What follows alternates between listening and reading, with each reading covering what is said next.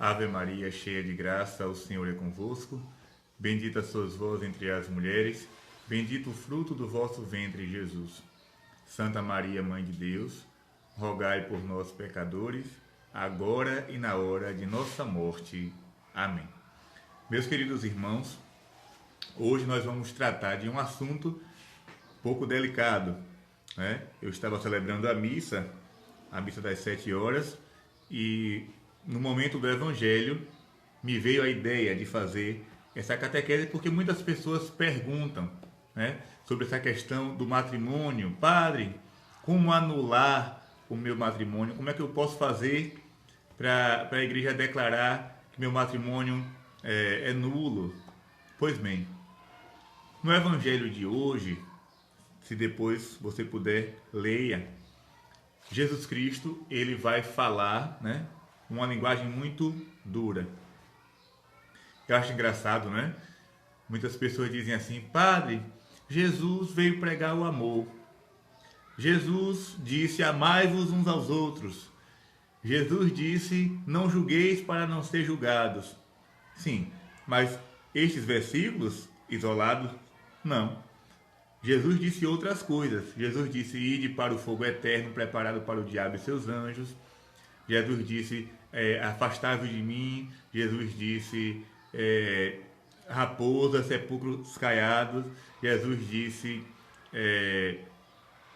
vocês são lentos para compreender. Então, Jesus também falou palavras duras, e muita gente não quer saber disso, né? Só escolhe o lado bonzinho do Senhor. Não. Jesus, no Evangelho de hoje, ele fala claramente: quem deixa a sua mulher e se casa com outra, comete adultério. E a mulher que deixa o marido para se casar com outro, também comete adultério, né?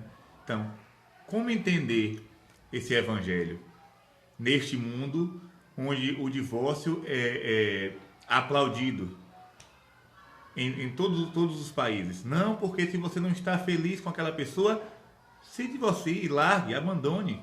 Você não é obrigado, você nasceu para ser feliz, né? Mande essa pessoa ir embora, deu troco, está te traindo, deu troco. Então, como entender o Evangelho de Jesus? Porque o Evangelho é atual. A igreja, ela nunca irá modificar a palavra de Deus. Ah, padre, mas o mundo mudou. Lembra do que Jesus fala? Céus e terras passarão, mas a minha palavra não passará. Então, aquilo que Jesus falou lá atrás, há 2000 anos, permanece sendo evangelho hoje, permanece sendo doutrina hoje. E o cristão, ele deve se adequar à doutrina, e não a doutrina se adequar ao comportamento do cristão. Agora sim, nós sabemos, como diz também o evangelho de hoje, o que Deus uniu, o homem não separe. Porém, existem matrimônios que Deus não uniu. E é justamente estes matrimônios que a igreja vai declarar nulidade. Ou seja, a igreja não anula. Nem o padre, nem o bispo, nem o papa tem poder para anular o matrimônio. Se o matrimônio foi consumado, se teve celebração, se teve consentimento, livre, espontânea vontade, a igreja não pode anular aquele matrimônio.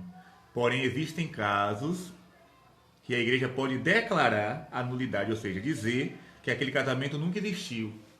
Aquele casamento foi simplesmente um teatro. Não aconteceu de verdade.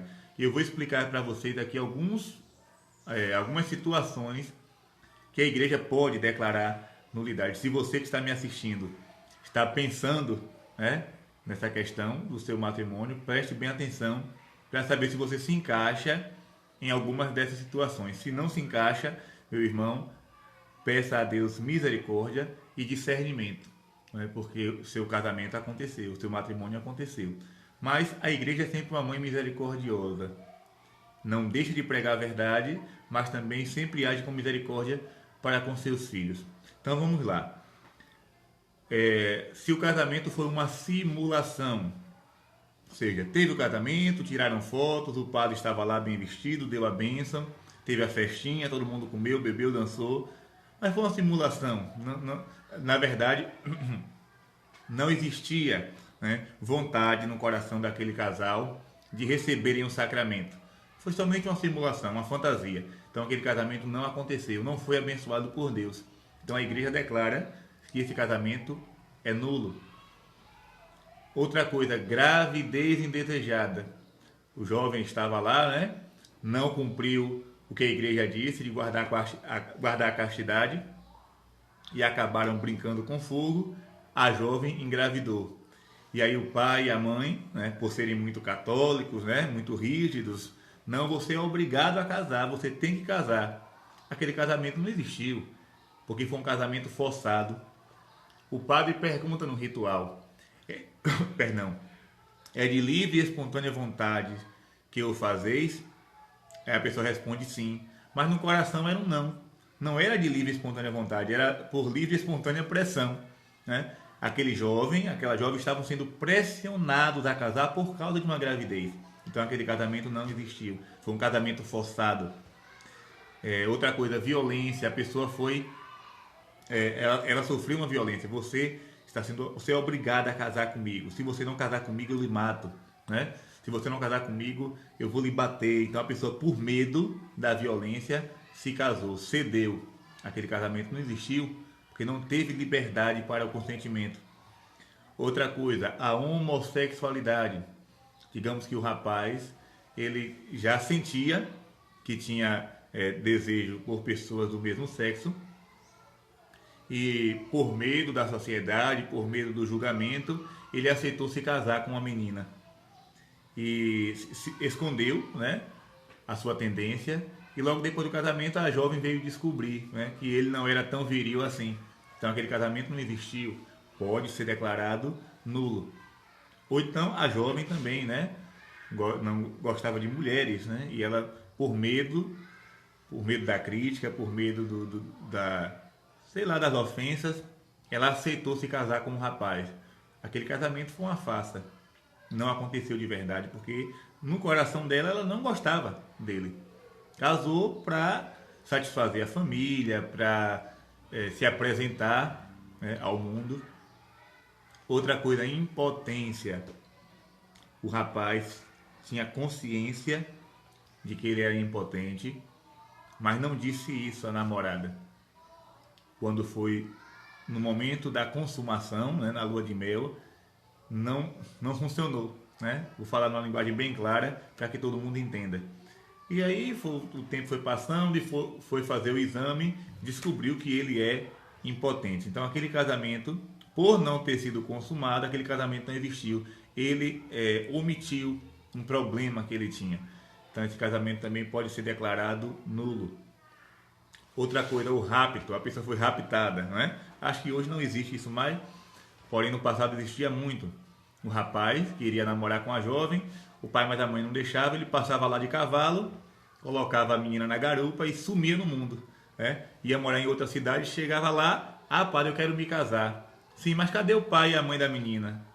Não, porque eu tirei ela de casa e fugi. Não pode se casar, o rapto, né? Foi um furto. Esse casamento, sem o consentimento da família, como vai acontecer o matrimônio? Depois a mentira. Digamos que o rapaz, ele convivia com uma pessoa, mas não disse nada para ninguém e casou com outra mulher. A mulher não sabia de nada. Quando, depois do casamento, veio descobrir que aquele rapaz tinha uma mulher e já tinha filhos com ela. Então aquele casamento também não existiu, porque ele mentiu, ele enganou. Ele já tinha um envolvimento com alguém e a mulher que se casou com ele só veio descobrir depois do matrimônio. Então esse casamento também não existiu, pode ser declarado nulo. Outra coisa é a questão da idade, se não atingiu a idade permitida pela igreja, né? A menina casou muito, muito novinha, né? Não tinha ainda capacidade para consentir, obrigada também pela família, aquele casamento não existiu. Daí o problema com os ciganos, né?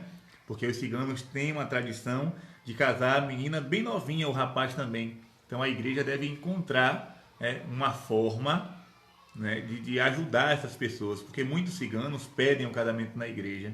Então como fazer isso, né? Eles querem casar naquela idade.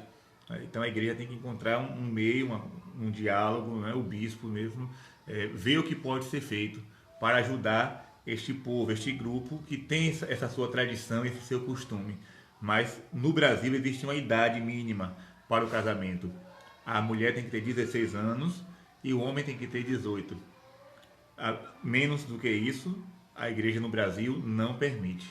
Então, todos esses casos que eu falei, existem outros também, né, mais complicados ainda, mas se você que está me escutando está pensando em declaração de nulidade, se você se encaixa em uma dessas situações, você pode procurar o tribunal eclesiástico da sua diocese. Claro, primeiro você procura o seu pároco, conversa com ele, explica toda a situação e diz: olha, padre, eu quero ir ao tribunal eclesiástico para solucionar essa questão aqui. Parece que meu casamento foi uma farsa, ele não existiu. Né? Existem casos que existem meios para provar que este meu casamento não existiu de fato. Então, o pároco vai encaminhar para o tribunal eclesiástico e lá os padres vão pedir um libelo. Né? O que é o libelo? O libelo é um documento que vai ser feito pelos dois, né? Onde a pessoa vai escrever a sua história. Eu já tive, eu não vou dizer prazer, né? Porque divórcio nunca é prazer, mas eu já tive a oportunidade de escrever, de preparar um libelo. Né?